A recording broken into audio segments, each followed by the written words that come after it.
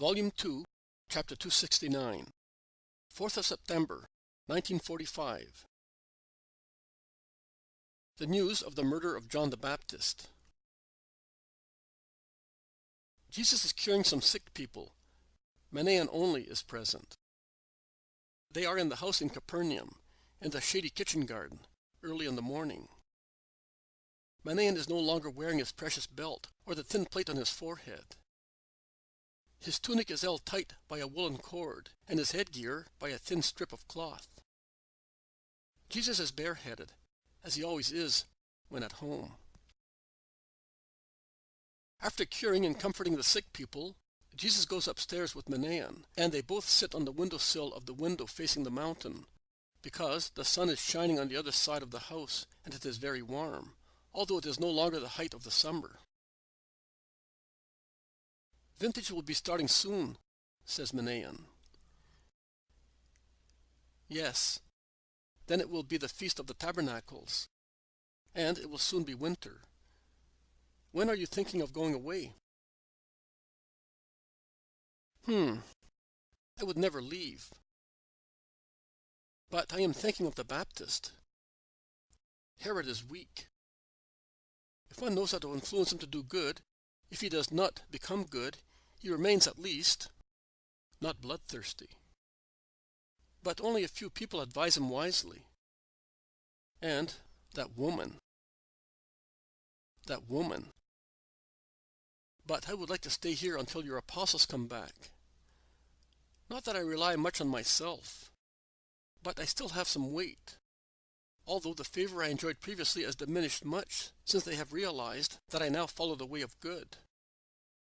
But it does not matter. I would like to have enough courage to be able to abandon everything and follow you completely, like the disciples whom you are expecting. But shall I ever succeed? We, who are not of the common people, find it more difficult to follow you.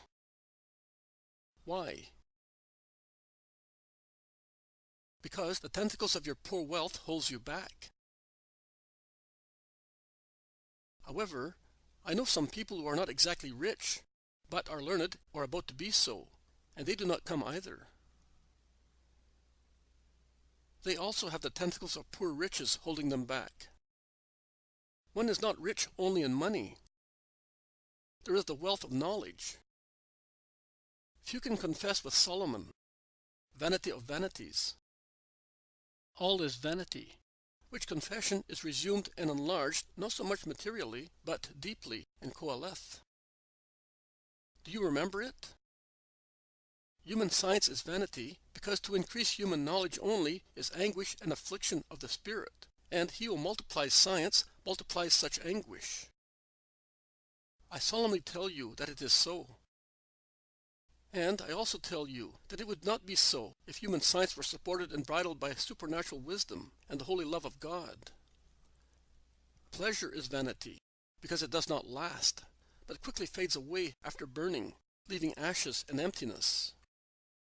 Wealth, stored up by means of various industries, is vanity for the man who dies, as he leaves it to other people and cannot repel death by means of it. Woman is vanity, when she is considered a female and desired as such. So we conclude that the only thing which is not vanity is the holy fear of God, and obedience to his commandments, that is, the wisdom of man, who is not only flesh, but has a second nature, the spiritual one. Who can reason thus and is willing, is able to break off from every tentacle of poor wealth and move freely towards the sun. I want to remember those words. How much you have given me during the past days. I can now go back to that ugly court, which seems bright only to fools, and seems powerful and free, whereas it is misery, prison and darkness, and I will be able to go back with a treasure that will enable me to live better, waiting for the best. But will I ever reach that best, which is to be entirely yours? Yes, you will. When? Next year? Later? Or when old age will make me wise? You will reach it in a few hours by becoming spiritually mature and perfect and willing. Manaen looks at him thoughtfully, inquisitively. But he does not ask any other question. There is silence. Then Jesus says, "Have you ever approached Lazarus of Bethany?" "No, Master. I can say no. If we met on a few occasions, I cannot say it was out of friendship. You know, I was with Herod, and Herod was against him. So, Lazarus would now see you in God, beyond such things. You must endeavor to approach him as a fellow disciple. I will do it if you wish so." Excited voices are heard in the garden. They are anxiously asking, "The Master! The Master! Is he here?" The harmonious voice of the landlady replies, "He is upstairs." "Who are you? Sick people?" "No. Disciples of John, and we want Jesus of Nazareth." Jesus looks out of the window saying, "Peace be with you." "Oh, it is you. Come in." They are the three shepherds, John, Matthias, and Simon. "Oh, Master," they say, looking up and showing their sorrowful faces. Not even the sight of Jesus cheers them up. Jesus leaves the room and goes out to meet them on the terrace. Manaen follows him. They meet where the staircase leads onto the sunny terrace. The three men kneel down, kissing the floor. Then John says, on behalf of them all, "Receive us now, Lord, because we are your inheritance." And tears stream down the faces of the disciple and his companions. Jesus and Manaen utter one only cry, "John? He has been killed." The word drops like a loud, dull noise, which drowns every other noise in the world. And yet it was uttered in a low voice. But it petrifies both him who speaks and those who listen. And the earth, upon hearing it and being horrified, seems to interrupt every noise. Such is the period of deep silence and complete immobility in animals, in leafy branches, in the air. Doves stop cooing. Blackbirds interrupt their musical songs. The choir of sparrows is struck dumb, and a chirping cicada suddenly becomes silent, as if its contrivance had broken down unexpectedly, while the wind, which was caressing the leaves of vines and trees, making them rustle like silk and causing poles to squeak, drops completely. Jesus becomes as pale as ivory, while his eyes dilate, glazing over. He opens his arms, saying, and his voice is deep in the effort to make it steady, "Peace to the martyr of justice and to my precursor." He folds his arms, collects his thoughts in prayer, communicating with the Spirit of God and of the Baptist. Manaen does not dare to make a gesture. Contrary to Jesus, he blushes vehemently and has an impulsion of anger. Then he becomes stiff, and his excitement is revealed by the mechanical movement of his right hand, rumpling the cord of his tunic, and of the left one, which unintentionally searches for his dagger.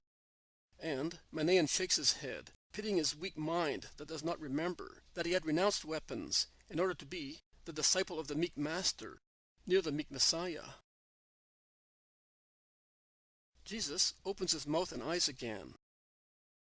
His countenance, his eyes, his voice have resumed the divine majesty habitual to him. Only a deep melancholy, tempered with peace, hovers about him. "Come and tell me. As from today you will be mine."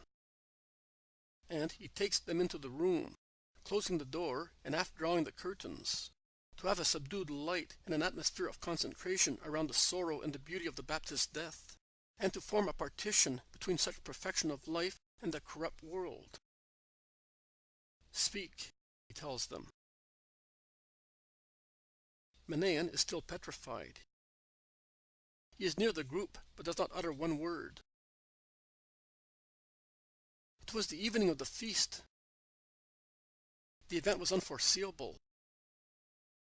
Only 2 hours before, Herod had consulted with John and had dismissed him very kindly. And shortly before the murder, the martyrdom, the crime, the glorification, Herod had sent a servant with icy fruit and rare wines for the prisoner. John had distributed everything to us. He never changed his austerity. We were the only ones to be there. Thanks to Manaen, we were in the palace as kitchen servants and stable grooms. And that was a grace, because we could always see our John. John and I were in the kitchen, while Simon supervised the stables, ensuring that the grooms looked after the mounts of guests properly. The palace was full of important people, military commanders and gentlemen from Galilee. Herodias had locked herself in her rooms after a violent quarrel in the morning with Herod. Manaen interferes. But when did the hyena come? 2 days previously, unexpectedly, saying to the monarch that she could not live away from him and be absent on the day of his feast. Viper and sorceress as she had always been, she had made a laughing stock of him. But that morning, although he was already full of wine and lust, Herod refused to give the woman what she asked for with loud cries. But nobody thought it was John's life. She remained disdainfully in her rooms. She sent back the royal dishes that Herod sent to her on precious trays. She kept only a precious one full of fruit, exchanging the gift with an amphora of drugged wine for Herod. Drugged. Her vicious, intoxicated nature was sufficient to drug him for the crime.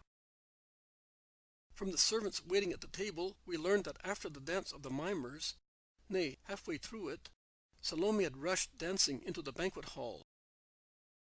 And the mimers, in the presence of the royal girl, had withdrawn against the walls. We were told that her dance was perfect. Lewd and perfect. Worthy of the guests. Herod. Oh, perhaps a new desire of incest was fermenting in his heart. Herod, at the end of the dance, said enthusiastically to Salome, "You have danced very well. I swear that you deserve a prize. I swear that I will give it to you. I swear that I will give anything you may ask me for. I swear it in the presence of everybody. And the word of a king is loyal, also without swearing. Ask what you want." And Salome, simulating perplexity, innocence and modesty, and enveloping herself in her veils with bashful gesture after so much impudicity, said, "Allow me, great king, to ponder for a moment. I will withdraw, and I will come back later, because your grace has moved me." And she left, going to her mother. Selma told me that she went in laughing, saying, "Mother, you have won. Give me the tray."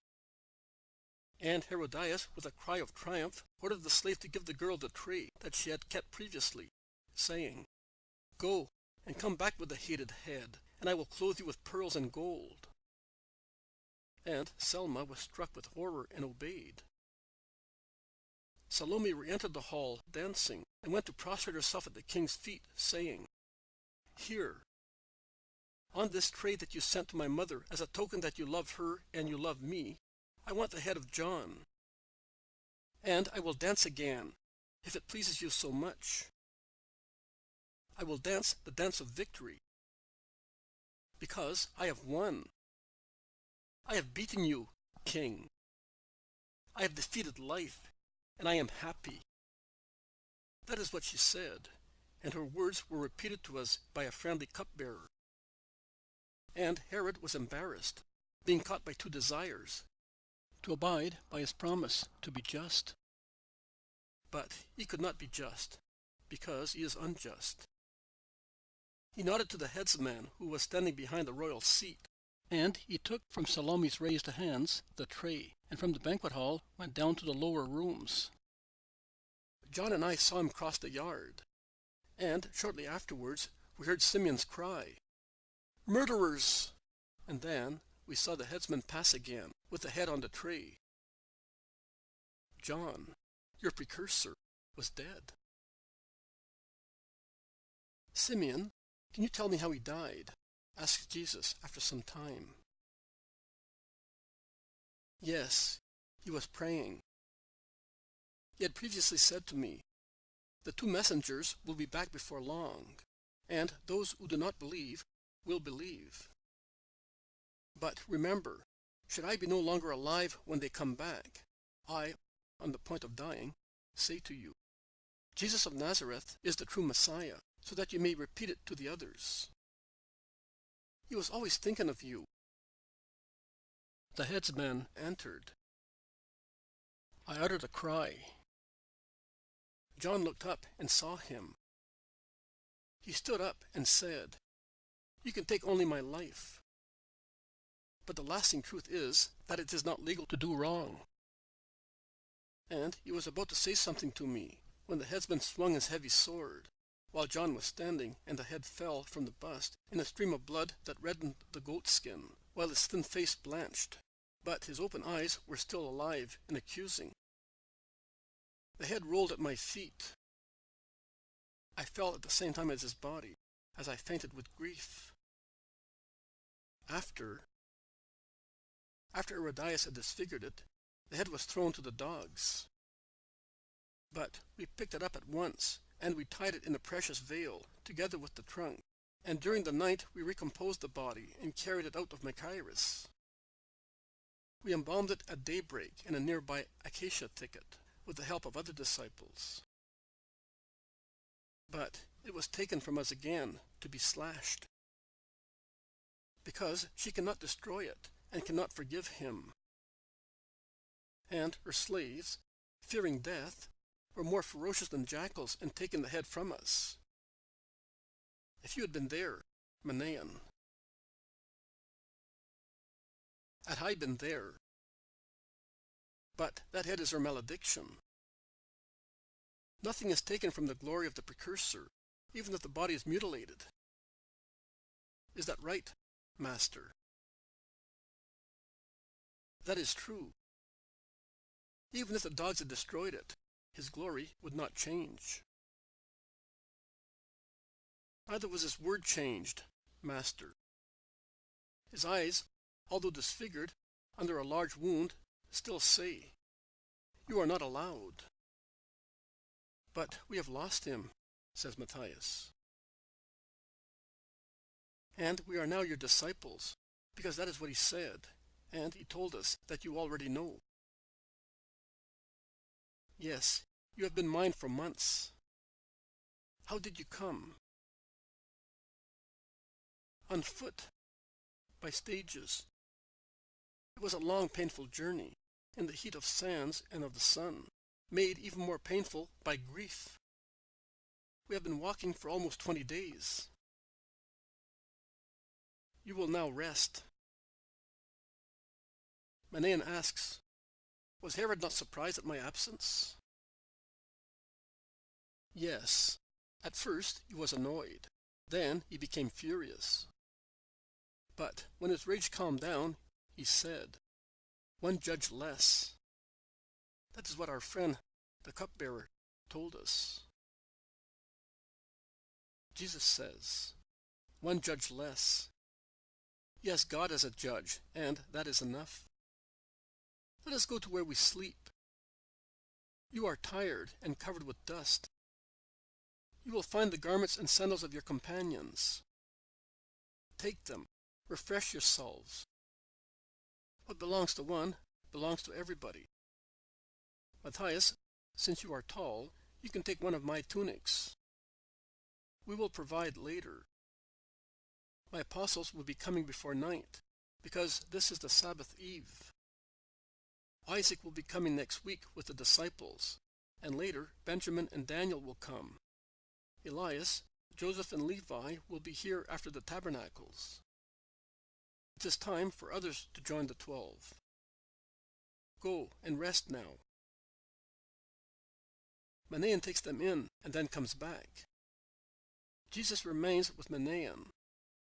He sits down pensively and is clearly sad, with his head reclined on a hand, his elbow resting on his knee as a support. Manaen is sitting at the table and does not move. He is sullen. His face is a storm. After a long time, Jesus raises his head, looks at him, and asks, "And what are you going to do now?" "I do not know yet. There is no purpose in staying any longer at Machaerus. But I would like to remain at the court to find out, to protect you according to what I learn. You had better follow me without any delay.